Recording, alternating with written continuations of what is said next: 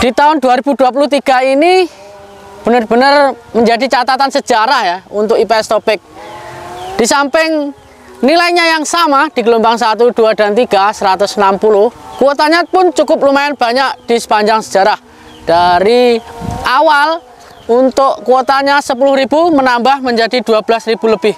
Nah, ini menjadi catatan penting buat teman-teman bahwasanya Korea itu membutuhkan banyak lowongan pekerjaan. Jadi BP2MI banyak merekrut teman-teman untuk bisa masuk ke Korea untuk mengambil alih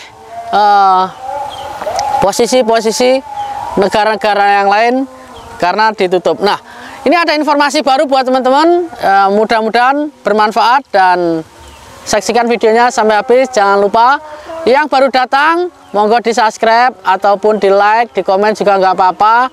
Kita saling berteman dan kita menambah teman akan menambah rezeki. Dan yang masih stay di sini, saya ucapkan terima kasih yang selalu menonton saya dan memberikan motivasi dan memberikan sedikit ilmu, berbagi ilmu dengan saya.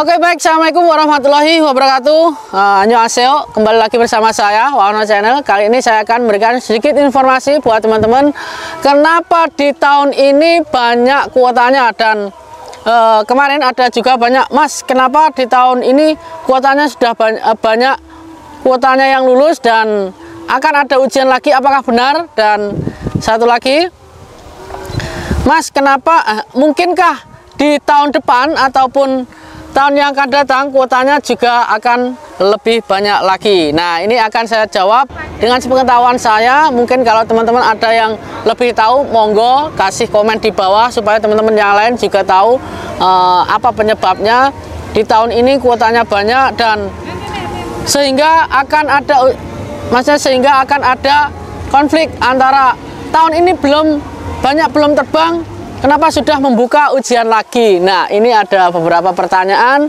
dan akan saya jawab dengan sepengetahuan saya. Nah, di tahun ini kenapa kuotanya sangat banyak? Nanti kemungkinan besar dari Korea sendiri membutuhkan banyak lowongan pekerjaan sehingga BP2 ini banyak merekrut orang-orang ataupun teman-teman yang di Indonesia yang ingin bekerja di Korea supaya bisa masuk ke Korea. Dan kenapa seperti itu? Potensi seperti itu karena adanya Vietnam dan juga Thailand saat ini masih ditutup karena adanya penyelundupan ataupun penggunaan ganja ataupun narkotika yang cukup lumayan tinggi di Korea, menjadikan negara Thailand dan juga Vietnam ini ditutup untuk sementara IPS Topik. Jadi kuotanya bisa diambil alih oleh Indonesia. Ini yang saya tahu ya. Dan selanjutnya, Mas, apakah mungkin di tahun depan kuotanya akan banyak? Insya Allah banyak. Informasi yang saya dapat, bocoran yang saya dapat, insya Allah di kuota di tahun depan ini akan menyamai, mudah-mudahan ya, menyamai kuota di tahun ini.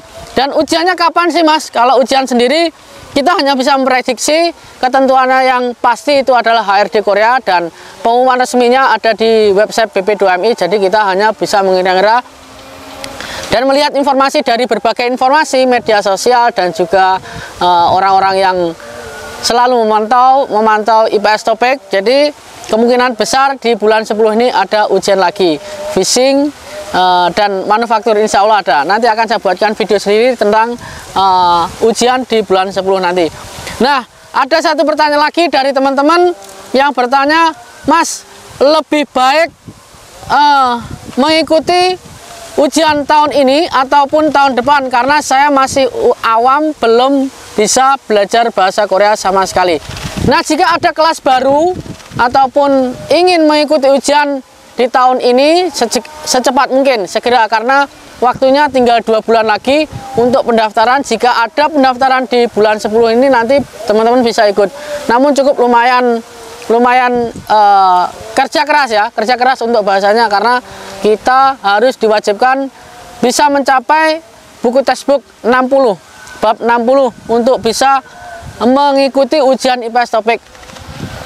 Kalau kita daftar sekarang mungkin kita akan sedikit kewalahan dengan namanya kosakata dan juga belajar soalnya, karena jika bulan 10 akan ada ujian, ini harus kerja belajar ekstra buat teman-teman yang pemula. Dan untuk yang sudah berulang-ulang kali ikut ujian dan gagal, jangan putus asa. Insya Allah di tahun depan ini nilainya pun juga KKM-nya juga rendah. Jadi supaya teman-teman nanti yang kemarin tidak lulus bisa ikut ujian dan lulus ujian. Nah, mungkin itu saja yang saya sampaikan. Semoga bermanfaat. Jika ada pertanyaan dan jika teman-teman mengetahui tentang bocoran-bocoran, monggo silahkan komen di bawah. Jangan saling bully, kita saling bersahabat, kita saling support, supaya karena tujuan kita sama, tujuan kita untuk mencapai cita-cita bekerja di Korea dan membahagiakan keluarga kita semuanya. Nah, ini saya berada di lokasi sawah, karena di sini cukup lumayan adem dibandingkan di dalam rumah. Dalam rumah saat ini suhunya panas, jadi saya membuat video di sini. Oke, semoga bermanfaat. Sampai ketemu lagi di video selanjutnya. Salam, kegagalan adalah kunci dari keberhasilan. Annyeonghaseyo.